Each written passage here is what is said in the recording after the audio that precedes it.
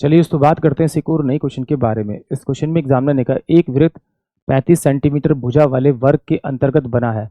वर्ग के शेष भाग का क्षेत्रफल जो वृत्त द्वारा संलग्न नहीं है, ये एग्जामिनर मुझसे पूछ रहा है। तो चलिए आइए सॉल्व करते हैं।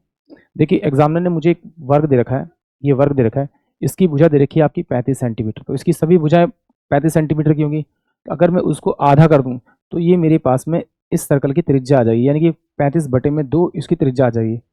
अब अगर मैं इसका एरिया निकालूं, यानी वर्ग का एरिया निकालूं, तो होता है मेरे पास भुजा गुना भुजा, यानी 35 गुना में अगर मैं 35 करूंगा तो मुझे इस वर्ग का क्षेत्रफल आएगा। उस वर्ग में से अगर मैं ये सर्कल का एरिया माइनस कर दूं, यानी वृत्त का एरिया माइनस कर दूं, तो मुझे बचा हुआ क्षेत्रफल मिल जाएगा माइनस का।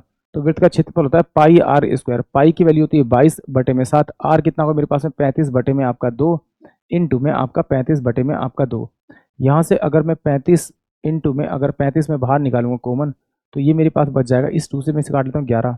तो ये मेरे पास बचेगा आपका कितना 1 माइनस का 11/में आपका 14 बचेगा।